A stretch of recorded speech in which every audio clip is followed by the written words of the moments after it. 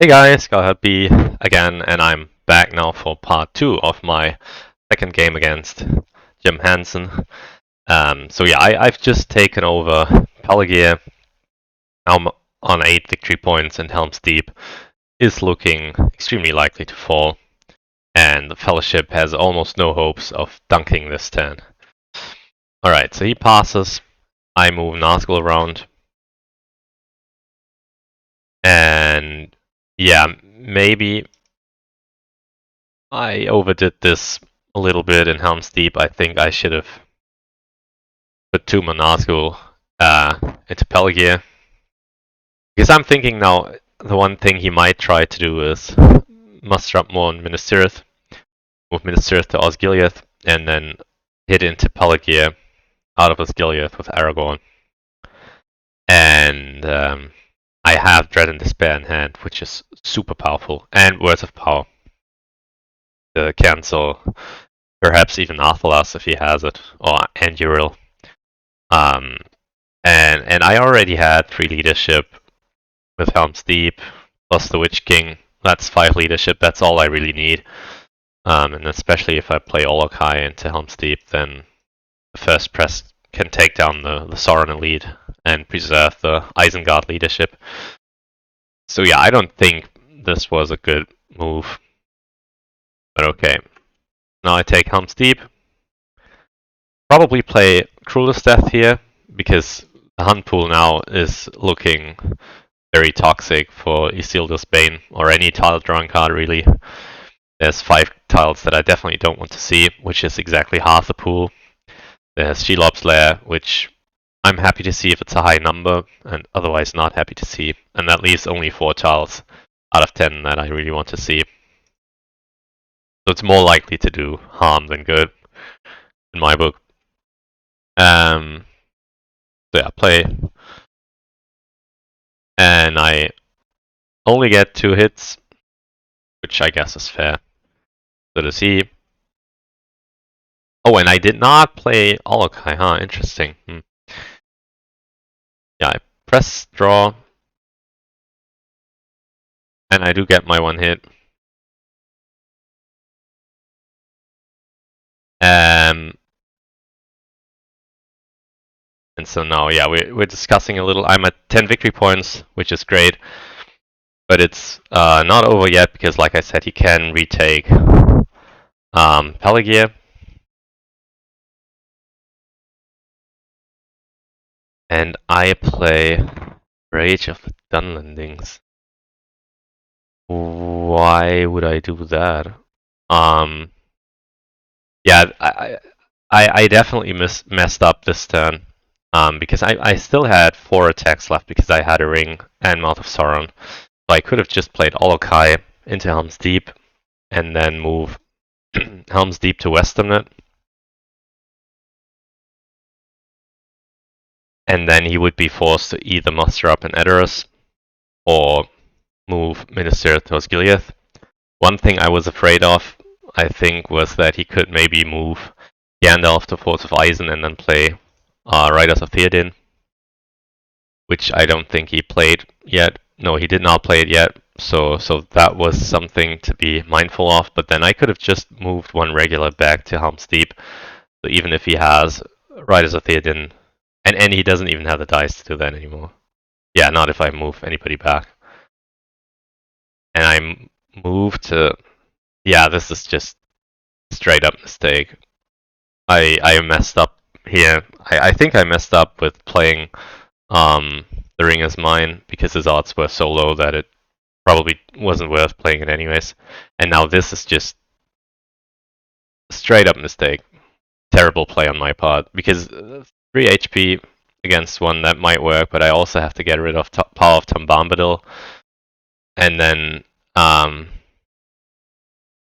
his army is... Well, I do have 3 times as many hits as he does, but if he plays something like Up and Looked For, gets a hit +1, then I'm down to 1 against this one.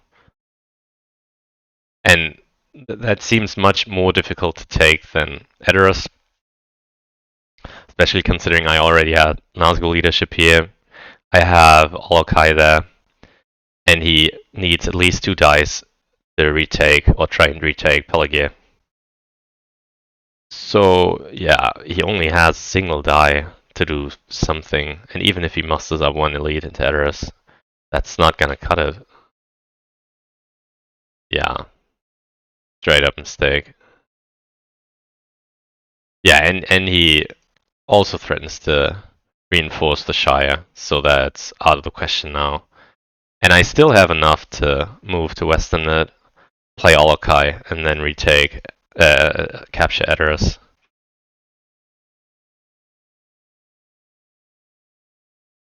So I play Black Captain commands. Yeah, and in my mind, it's easier to take the Shire than Edoras for some reason. And that's especially with this move from Grey Havens to Tower Hills, and me only having 3 HP there, and needing to discard 2 cards just to get rid of Path to Bombadil. That's just a straight up mistake. Yeah, I don't know. I took a long time to come to the conclusion that this is my best odds of winning the game, and it's just wrong in my opinion. Because he doesn't really need to move again this turn if he banks on surviving this turn. So he does have one more move to move Tower Hills into the Shire.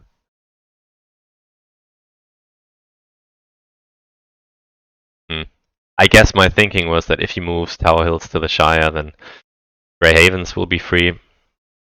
Unless he does a double army move with a will of Tower Hills into Shire and then Erdluin into Grey Havens. Yeah, I don't know. He attacks Pelagier. And I think, I mean, he has 11 HP, I have 11 HP, I have more leadership than him, and I have a fortification bonus on the first round of combat. So I'm feeling pretty good about this fight.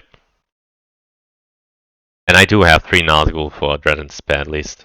So, and I decide on the first round of combat, I mean, I have a fortification bonus, I don't need to play anything. Plays Confusion, which is a great card, and he rolls 4 6s. And I only get a single hit, so that's not great.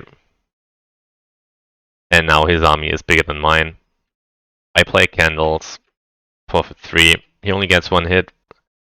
And yeah, I do in theory get 2 hits, but I roll too many dice because I forfeit 3 of my leadership, so I only get a single hit. Definitely not rolling so hot this fight. Oops.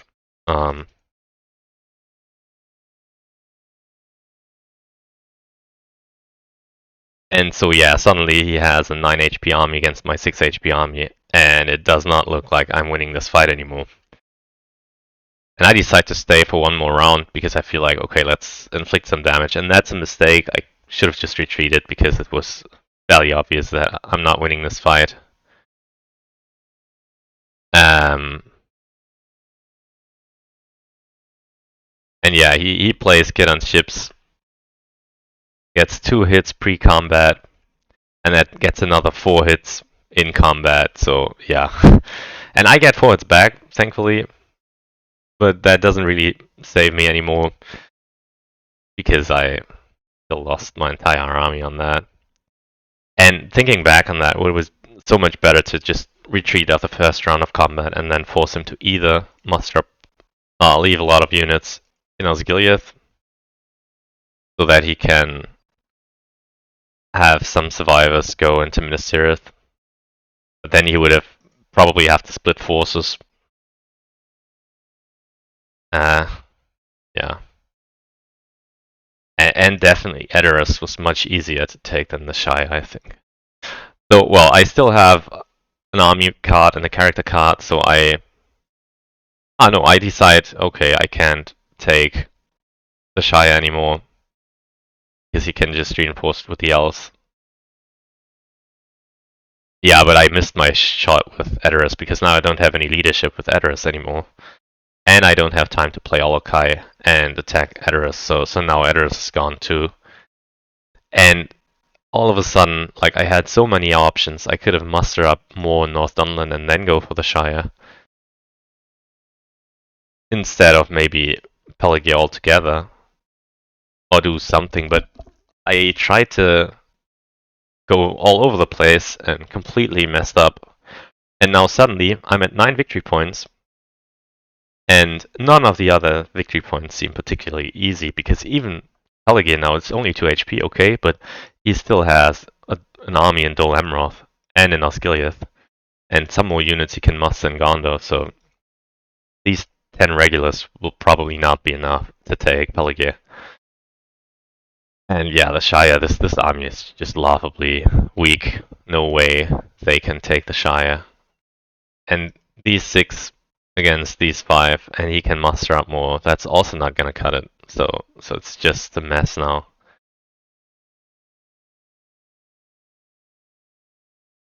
So yeah, I try and consolidate armies towards Rohan and win next turn. And also hope that maybe the hunt is going my way. So yeah, that was just a very weak 10-8 from me. 3 moves. It's an eye to get him to 9. I don't have a card to punish him for that though, unfortunately.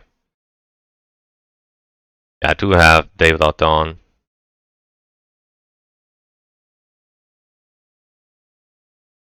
I threaten a take on Minas Tirith. But that's a pretty weak threat because you can just muster up a regular and yeah, and also muster up more Netherus, so that's very risky to even attempt. I don't have Shadow's Gatherer, something the likes anymore, but I can muster up more into Orthing, I guess. But I don't do that. I instead get rid of Puff Bombadil, which seems like another mistake. Oops. Yeah, I went a little too fast there. So in reply to my getting rid of Power of Bombadil, he moved the elves into the Shire and the dwarf into Grey Havens. And I tried to surround Edoras. I plan to now bring in leadership and then take out Edoras at 6 HP against 6 HP, but I will have leadership and I will roll 10 dice to his 4.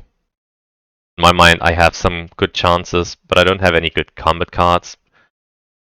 And he counters this perfectly by getting Gandalf the White into Edoras, and so now I'm thinking, oh damn. Yeah, now I can't win that fight. And also Aragorn. So now it's clear to me that I have no hopes of winning that fight. With 2 companions in there, me not having any real cards, into a fortification. Yeah.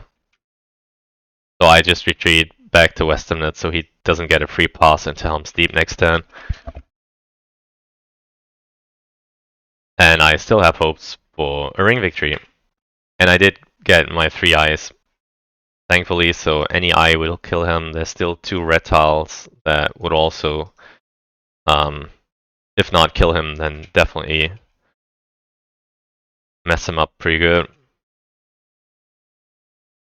And he already played Bilbo's Song, so the only card, well, there's 2 cards that heal him, Atlas, and There Is Another Way, and blue tiles. Yeah, I muster up more.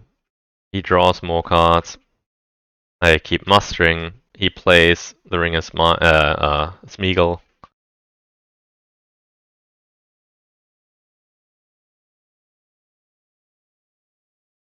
Yeah, we discussed a little what he should do. I prepare myself for another attempt on Pelagia, but yeah, with Dol Amroth moving towards Pelagia and me not having Corsairs of Umbar, didn't see them all game. You can just bring everyone, and now this is completely out of question. It does open up Minas Tirith at least, so that's where I'm going. So he moves once because he feels like, okay, if he doesn't move now, it's not gonna get better next turn. And I do draw an eye, which, yeah, I mean, the hunt pool was not very friendly. There was 3 eyes, 2 red tiles, so half the pool was killing him. But the other half of the pool would given him pretty good chances of winning next turn, probably. But I guess on the one, he would probably take a reveal, then I'll play Breaking to bring him up to 10 Corruption, which would give me a pretty good chance of stopping him next turn, unless he draws into Mithril. But yeah, I won the 50-50 and killed him outright. But really, I should have won the game on turn 8 if I had just focused, not play the Ring as mine, and take Edoras. And Pelagia, force him to retake Pelagia with Aragorn. But yeah, not give him a chance to muster up an Edoras along the way. And also not lose Moth of Sauron, so it would have been easier to win on turn 9. But yeah, that's that was my bad. I still won, thankfully.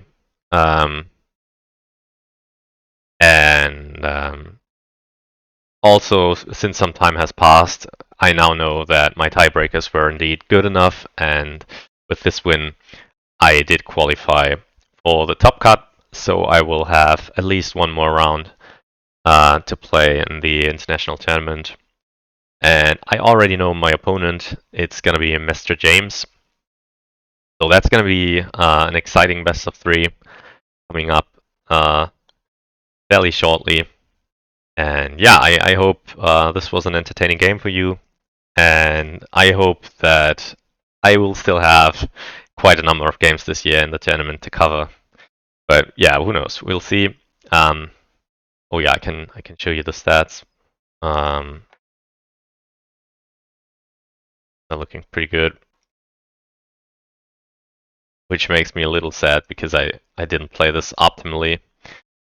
But yeah, I'm +7 on sixes, amazing. But he's also +7 on hits, so it's somewhat balanced. It's better for me than for him, but somewhat balanced. And in the most crucial fight, you see that I have giant armies left over in Dew because I played very carefully there because I had been afraid of a northern army. So Dew went better than expected, which results in big armies that I couldn't really use elsewhere optimally. And everything else was pretty balanced. Outside of Pelagia, I feel like I had better odds of winning that fight. But then he destroyed my army and didn't even lose that much. But that was definitely a misplay on my part. I could have done that much better. And so yeah, that's the end of the game. If you have any comments, please let me know. Have a nice day. Bye bye.